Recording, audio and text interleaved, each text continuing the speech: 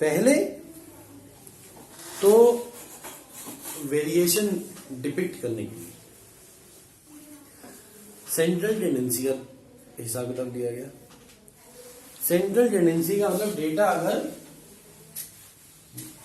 Revolve कर रहा है तो सेंट्रल टेंडेंसी निकाली, फिर देखा कि हर ऑब्जर्वेशन किस से कितनी दूर है। मीन एक ऐसी चीज है, अगर आप 3 नंबर की उठाते हो मीन, 2 7 9 9 8 17 4 4 8 3 ठीक, एवरेज आई अपॉन 3 कर लिया 39। 39 का मतलब ये 7 पीछे, 2 पीछे, 11 आगे, नहीं 9 आगे, तो जितनी आगे उतनी पीछे। मीन तो ऐसा नंबर हो जाता है कि अगर आप हर ऑब्जर्वेशन से उसकी डेविएशन चेक करने बैठो तो यू विल गेट कि अरे यार कुछ डेविएशन नहीं है, सब एकदम लड़ी लड़ी चल रहा है। फिर मैथमेटिशियन या फिर इसका मतलब हमने तो कुछ किया ही नहीं भाई, देखना था कि डेटा कितना वेरी कर रहा है। समझ बात को। अब 2 बंदे हैं मेरे यहाँ पे इन्वेस्ट स्टडीज में काम करने वाले, मान लो एग्जाम्पल के तौर पर, है जी। एक की एज 19 साल है, एक की एज 47 ईयर्स है। तो क्या बोले कि डेटा बहुत वेरी कर रहा है। 2 तो डेटा है, उसमें क्या तो वेरिएशन ढूंढता रहता। डेटा भी बड़ा तो होना चाहिए, डेटा कुछ बड़ा तो होना चाहिए, तभी तो तू देखे 2 बंदों में क्या वेरिएशन ढूंढ रहा है भाई। अब जब बहुत सारे बंदे देख लिए, मान लो सब में 1-1 साल का गैप है, अब उसमें क्या वेरिएशन देखेगा? जो सबसे बड़ी वैल्यू माइनस सबसे छोटी वैल्यू करेगा क्या? आप इमेजिन करो, दिमाग लगाओ। वेरिएशन क्या है कि भाई मेरे मार्क्स कितने हैं? 46, 47, 57, 69, 81, 91, 96, 98, 100। तो 100 माइनस 46 कर लेंगे तो ये थोड़ी वेरिएशन देख लोगे, बीच में कुछ और भी तो अंश थे, और भी तो कुछ वैल्यूज थी। समझ भाई, हाईएस्ट माइनस लोएस्ट तो रेंज हो जाती है। डेटा यहां से इतनी रेंज है डेटा की, लेकिन वेरिएशन पता करना है। तो वेरिएशन तो आपको डेटा की सेंट्रल टेंडेंसी से हर ऑब्जर्वेशन की दूरी तय करके पता लगेगा। ऑब्जर्वेशन की दूरी तय करके पता लगेगा। अब क्या हुआ, दूरी तय करने बैठे तो नेट इफेक्ट 0 आ गया। मीन से दूरी तय करने बैठे तो नेट इफेक्ट 0 आ गया। क्यों? क्योंकि कुछ माइनस थे, कुछ प्लस थे, कुछ माइनस थे, कुछ प्लस थे। एक छोटी सी बात बताता हूं, बड़ी जरूरी है आपकी अंडरस्टैंडिंग को एनहांस करने के लिए। मान लेते हैं कि x इज इक्वल टू 4 है। आपको मैं एक मैथमेटिकल एक हरकत बताना चाहता हूं कि जब आप स्क्वेयरिंग बोथ द साइड्स करते हैं ना, जब आप स्क्वेयरिंग बोथ द साइड्स करते हैं तो x स्क्वायर आता है 16। जब इससे वापस square root both the sides करते हैं ना तो x is equal to plus minus 4 आता है। इसका क्या मतलब? मैथमेटिकली हिडन बात है कि जब आप स्क्वेयरिंग करते हैं तो जाने अनजाने प्लस माइनस से मल्टीप्लाई, लेकिन ये रियलाइजेशन होती नहीं है उस टाइम। गेम चल रही होती है, सब चलने दे रहे होते हैं, बच्चों के क्वेश्चन के आंसर आ रहे होते हैं। कुछ पर्टिकुलर क्वेश्चंस ऐसे होते हैं जिसमें इस तरीके की थॉट प्रोसेस की जरूरत होती है। थॉट प्रोसेस की जरूरत नहीं होती, लेकिन ये पता लगाने के लिए कि हमने स्क्वेयरिंग करके हमारा आंसर क्यों आ गया, ये पता लगाने के लिए कि स्क्वेयरिंग करके हमारा आंसर क्यों आ गया और स्क्वेयरिंग करके हमारा आंसर क्यों नहीं आया, ये दोनों के रीजन ये बात होती है कि जब आप स्क्वेयरिंग करते हैं ना तो जाने अनजाने आप प्लस माइनस से मल्टीप्लाई करते हैं। एग्जाम्पल देता हूं, ध्यान से सुनिएगा, मजा आएगा। हाँ सर, आपने पहले से क्वेश्चन पूछा था स्क्वायर रूट ऑफ 4 is 2 या माइनस 2 प्लस 2 का, इसमें और इसमें डिफरेंस क्या है? ये वो ऑथेंटिक बात है, ये बात अच्छी नहीं है। ऐसा करने से हम डेटा को चेंज करते हैं। ऐसा करने से हम डेटा को चेंज करते हैं। वो तो ऑल्टरनेटिव बात है। रूट 4 की वैल्यू क्या है? 2। It's not plus minus 2 because root 4 is a number. X square is equal to 16 is an equation which whose solutions you have verified। इस टाइम पे सॉल्यूशन देखते हो कि ऐसी एक्स की वैल्यू जिसका स्क्वायर 16 आ जाए तो 4 और माइनस 7 होना है। रूट 4 या रूट 16 तो एक पॉजिटिव ऑफ रूट 16 है। So x square is equal to 4 plus minus 2 है। हाँ, लेकिन रूट 4 इज 2। ठीक। तो मैं ये कह रहा था कि जब हम स्क्वेयरिंग करते हैं, मैं एग्जांपल देता हूँ, बहुत बढ़िया, बेहतर है। कौन सा एग्जांपल? बेहतर है। अब आपने बोला sine x is equal to 1/√2।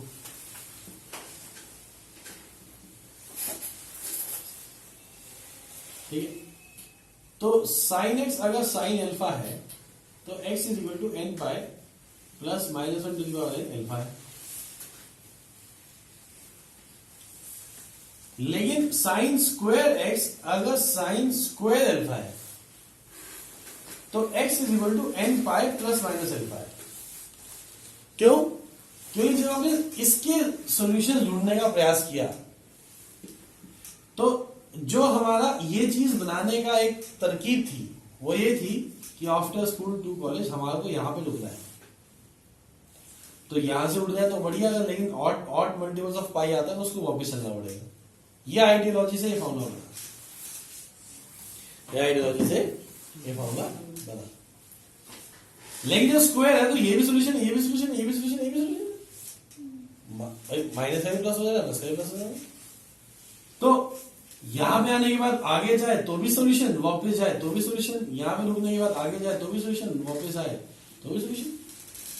तो बस पाई पे आए, एक्स एक्सिस पे आए, उसके बाद आगे जाए या पीछे जाए, क्योंकि प्लस माइनस दोनों सोल्यूशन है, ये प्लस माइनस दोनों सोल्यूशन, इसलिए ये answer sine square x equal to sine square alpha का भी यही आंसर है। Cos square x is equal to cos square alpha का भी यही आंसर है। tan square x is equal to tan square alpha का भी यही answer.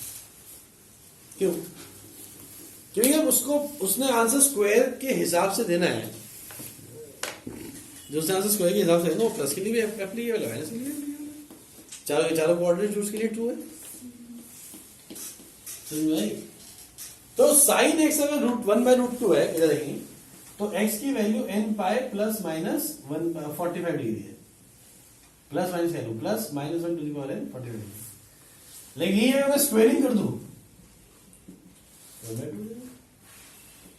Sine square x sine square 30 degree हो जाएगा। एक्स की value n pi plus minus 30 degree हो जाएगी। जमीन आसमान का फर्क है दोनों आंसर। तो स्क्वेयरिंग करके ना सॉल्यूशंस विचित्र हो जाते हैं। इतना अच्छा होता नहीं है स्क्वेयरिंग, इतना अच्छा होता नहीं सही होना। क्यों? क्योंकि स्क्वेयरिंग करके कंटेंट जो होता है वो प्लस माइनस से मल्टीप्लाई हो जाता है। स्क्वेयरिंग करके जो कंटेंट होता है वो प्लस माइनस से मल्टीप्लाई हो जाता है।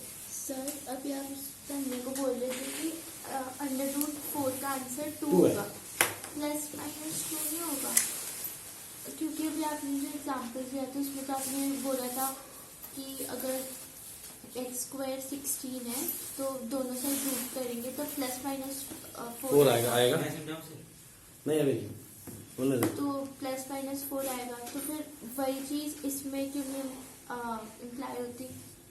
क्योंकि रूट 16 के आगे कोई साइन नहीं लगा, ये प्लस है। X square is equal to 16 एक इक्वेशन है, ये एक नंबर है। दोनों बातें अलग अलग है। इसके सॉल्यूशन ढूंढते हो, नंबर के सॉल्यूशन नहीं होते, नंबर खुद एक नंबर होता है। नंबर खुद एक नंबर होता है। तो जब डेटा देखा किसके आसपास घूम रहा है, सेंटर टेंडेंसी देखी, फिर देखा कि भैया हमें देखना है कि वेरी कितना कर रहा है, तो सिर्फ पहली ऑब्जर्वेशन और लास्ट ऑब्जर्वेशन से वेरिएशन मत देखो, हर ऑब्जर्वेशन से देखो। तो जो भी डेटा था उनका सेंट्रल टेंडेंसी निकाली और हर ऑब्जर्वेशन की दूरी को मेजर किया।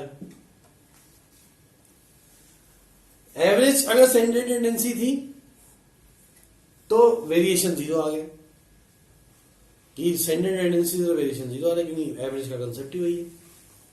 एवरेज का तो कंसेप्ट ही वही है। क्या कर कैसे कंसेप्ट वही है भाई, निकालना क्या है, सम अपॉन नंबर, तो sum is equal to n into mean.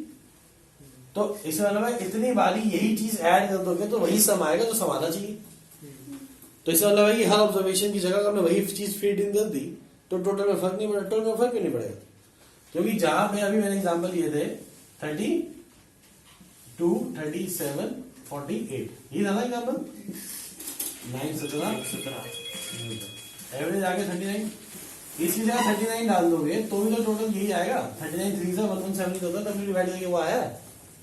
अब इससे 7 पीछे, ये 2 पीछे और ये 9 आगे, तो टोटल तो इसलिए सेम आएगा ना, क्योंकि हर ऑब्जर्वेशन से जितनी दूरियां थी वो इवेंचुअली क्रैश हो गई। तो जब ये दिखा मैथमेटिशियंस को पहली बार, तो उन्होंने कहा अरे यार डेविएशंस सेंट्रल टेंडेंसी से निकालेंगे अगर तो सारा नेट इफेक्ट 0 आ जाएगा। हम किसका एवरेज देखेंगे। उन्होंने क्या किया, उन्होंने कहा एक काम करो, आप ना जो डेविएशंस ले रहे हो, आप जो डेविएशंस ले रहे हो, आप सिर्फ पॉजिटिव वर्जन लोगे, आप सिर्फ पॉजिटिव वर्जन लोगे। चलिए दिया मामला। तो उसके बाद क्या लग गया कि डेटा आपके पास है, मीन निकालते हो, फिर डेटा माइनस मीन करते हो और उसका एब्सोल्यूट वैल्यू निकाल लेते हो। Now that is called data evaluated from the deviations. Data evaluated from the deviations. इसका मीन निकाल दोगे तो मीन ऑफ द डेविएशन हो जाएगा। लेकिन मॉडर्न मैथमेटिशियंस को ये टेक्निक पसंद नहीं है। सॉलिटिस है ये, क्या सॉलिटिस है, कह रहा भाई डेटा तो आसपास था, तुमने इनको भी वही ट्रीट किया जो यहां वालों को ट्रीट किया, तो तुमने तो डेटा यहां पे कंसीडर नहीं किया, सारा डेटा यहां पे तुमने कंसीडर किया। वेरिएशन कैसे निकाल सकते हो तुम भाई, सेंटर से जो डिफरेंट पॉजिटिव दूरी पे थे, नेगेटिव दूरी को भी तुमने पॉजिटिव दूरी में कन्वर्ट कर दिया, तो डेटा तो तुमने पूरा ही राइट हैंड साइड में कर दिया उसके, because right hand side contains bigger numbers ना, right hand side contains bigger number, 0 से राइट में 1 2 3 और 2 के राइट में 3 3 के राइट में 4, है ना। तो डेटा के राइट में कर दिया तुमने सारा कंटेंट, तभी तो एक्स आई माइनस इसको तो एक्स बार में तुमने पॉजिटिव कर दिया। एक्स आई माइनस मीन को पॉजिटिव करने का मतलब है एक्स आई बड़ा हो गया। तो मॉडर्न मैथमेटिशियंस को ये अप्रोच इतनी पसंद आई, उन्होंने बेकार है, क्या तुम्हारे पास बेहतर है, कहना हमारे पास बहुत बेहतर है। कहते क्या, कहता है ऐसा करो, ये तो हटाओ सबसे पहले, आई डोंट लाइक दिस। चले फिर कह रहे इनका स्क्वायर कर दो, इनका स्क्वायर कर दो। क्या स्क्वायर क्या होगा, कह रहे हिडन बात है जी, प्लस वाला भी माइनस हो जाएगा, माइनस वाला भी प्लस हो जाएगा, कोई दिक्कत ना है, प्लस माइनस दोनों हो जाते हैं इससे, अपने आप मैथमेटिक्स संभाल लेती है, अपने आप मैथमेटिक्स संभाल लेती है। तो उन्होंने क्या किया कि जो डेटा था उसका पहले एवरेज निकाला, दूरियां देखी, नेगेटिव को नेगेटिव रहने दिया, पॉजिटिव को पॉजिटिव रहने दिया, स्क्वेयरिंग कर दी। स्क्वेयरिंग करके जो डेटा बना, स्क्वेयरिंग करके जो डेटा बना, उस डेटा की एवरेज निकाली, उस एवरेज को नाम दे दिया वेरिएंस, उस एवरेज को नाम दे दिया। मतलब कि